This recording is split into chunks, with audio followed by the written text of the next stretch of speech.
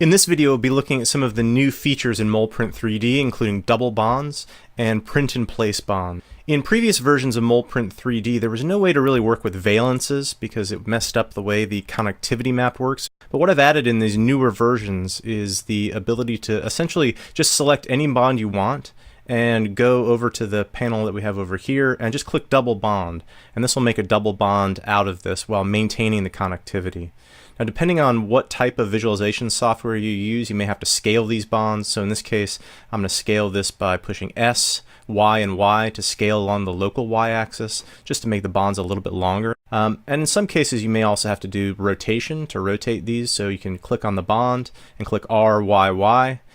Now over in the panel under double bonds here, we have a number of the features, including the double bond width and the separation between bonds, and you can actually do the rotation of the bonds directly in this panel here. One of the features that you can also do is do multiple double bonds at one time. So it may be difficult to just do each single bond. So you click all the bonds that you want to make double bonds. So I'll just go through and select a bunch of these here, and I'll get this one over here as well. And if you go over to the double bond panel, just click double bond, all of these will be made into double bonds. Unfortunately, you still have to go through at this point and scale all of these individually. So I'm just going to go through and scale these guys here and also do rotation. I'll use the rotation panel here to rotate this. And you see if you just slide this back and forth, that'll do the rotation for that bond as well. And I'll go ahead and do a scaling here on this. So SYY again. I'll go ahead and do the rotation, I guess, on this as well. I won't bother to do the others in this case. So this is the double bond feature, and this is kind of nice. So the other new feature we have are called print-in-place bonds. And the idea here is that essentially what you're making are connections between bonds that you can rotate after the fact. Select a sphere and a cylinder that are intersecting. And then if you come over to this print in place and just click this actually does all the work. And we can do a series of these. So we can click a cylinder and a sphere and click that again. And if I go into the X-ray view here, you'll actually see what it's done. Essentially what it's made is an inverted cone coming out of the bond so that we have something that's expanding inside this hole.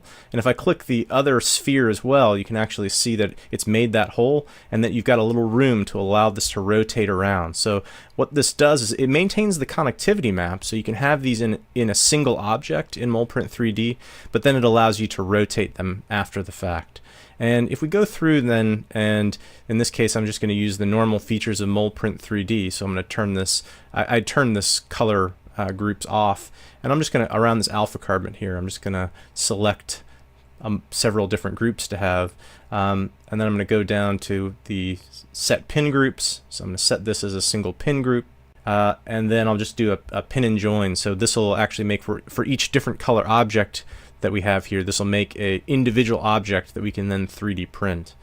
And once this is done, I can then grab where we've made these print in place bonds, and you can see that this is a single object, and as I rotate this around here, but if I go into the X-ray view here, you can see very clearly that we have those print in place bonds. So then what does this look like then when you actually go through and print this? It looks a little something like this, and as you can see here that you can effectively rotate these bonds around in a single printed object. So these are basically just articulated bonds. One of the neat things is that if you rotate the bond around and then pull it out a little bit, you can actually effectively lock it into place. So you pull the bond out a bit and that inverted cone locks into place, and now it no longer has rotation, and then just click them in to get rid of it. I hope you think this is pretty cool.